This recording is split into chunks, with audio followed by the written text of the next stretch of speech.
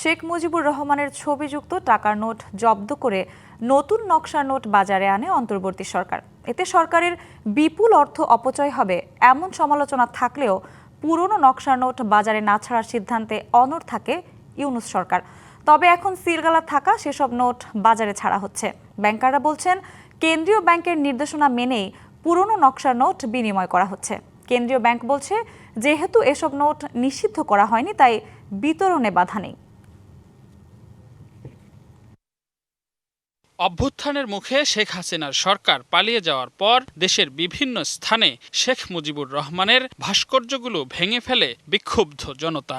এরপর অন্তর্বর্তী সরকার ক্ষমতায় এসে শেখ মুজিবুর রহমানের ছবিযুক্ত নোট বাজারে না ছাড়ার সিদ্ধান্ত নেয়। প্রচলন হয় নতুন নকশার নোট।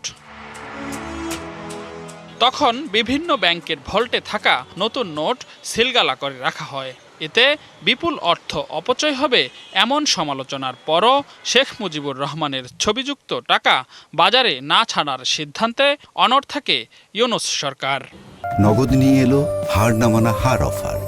সর্বনিম্ন 10,000 টাকা রেমিটেন্স নগদে পাঠালে থাকছে স্বর্ণের হার জেতার সুযোগ।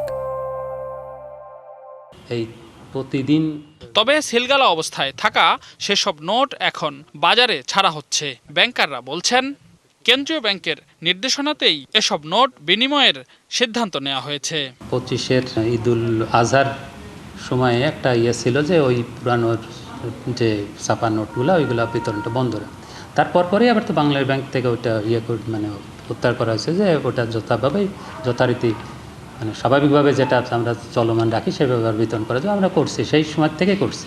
চাহিদার চেয়ে নতুন নকশার নোটের সরবরাহ কম থাকায় আগের ছাপানো নোট বাজারে ছাড়া হয়েছে বলে জানান কেন্দ্রীয় ব্যাংকের মুখপাত্র।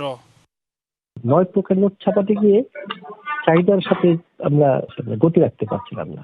যদি নিষিদ্ধ করা হয় নাই, মার্কেটের চাহিদা আছে, চাহিদার অনুপাতে যোগান দেওয়া সম্ভব হচ্ছে না, যার ফলে ঘাটতি দেখা দিচ্ছে। অথচ আমাদের কাছে কিছু নোট আগের ডিজাইনের প্রিন্ট করা আছে, তো ওগুলি পর্যায়ক্রমে ছেড়ে দেওয়া হচ্ছে। এদিকে ঈদে নতুন নোট বিনিময় হবে না কেন্দ্রীয় ব্যাংকের এমন ঘোষণার পরও ঠিকই খোলা বাজারে বেশি দামে মিলছে শেখ মুজিবুর রহমানের ছবিযুক্ত নোট।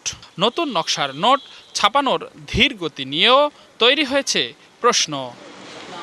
রেদওয়ানুল হক, ডিবিসি নিউজ, ঢাকা।